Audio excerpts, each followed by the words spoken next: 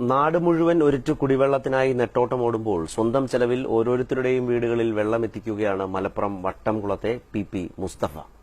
കുടിവെള്ളത്തിനായി കിലോമീറ്ററുകൾ നടക്കുകയോ കാത്തിരിക്കുകയോ വേണ്ട. ഒരൊറ്റ മിസ് കോളിൽ വീട്ടിലെ പൈപ്പിൽ വെള്ളമെത്തും.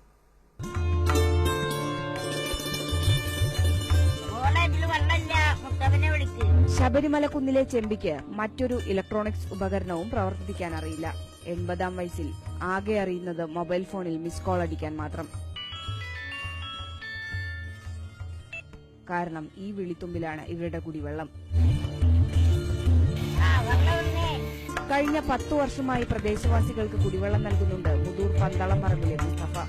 4 വർഷമായി ഓരോ വീടുകളിലേക്കും സ്വന്തം ചിലവിൽ പ്രത്യേകം പൈപ്പുകൾ നൽകിയാണ് കുടിവെള്ളം എത്തിക്കുന്നത്. 2013 മുതൽ ഓരോ വീട്ടിലും സെപ്പറേറ്റ് കണക്ഷൻ എന്ന രൂപത്തിലാണ് ഇപ്പോൾ കൊടുത്തുകൊണ്ട് കൂട്ടായ്മയുടെ ഇത്തരം ചെറുകിട പദ്ധതികൾ ജലക്ഷാമം നേരിടുന്ന ഓരോ കുന്നിൻ മുകളിലും കേരളത്തിലുടനീളം നടപ്പാക്കണം എന്നതാണ് എന്റെ ഉദ്ദേശം. തന്റെ കാലശേഷവും ഇവരുടെ കുടിവെള്ളം മുടങ്ങരുതെന്ന നിർബന്ധം കൊണ്ട് മകളുടെ പേരിൽ വർദ്ധ ചാരിറ്റബിൾ ട്രസ്റ്റ് രൂപീകരിച്ചാണ് പദ്ധതി. 14 കുടുംബങ്ങളാണ് വെള്ളം സ്വീകരിക്കുന്നത്. ഞങ്ങൾ പോയിട്ട് ദൂരെ പോയി കൊണ്ടുവരുന്നേ.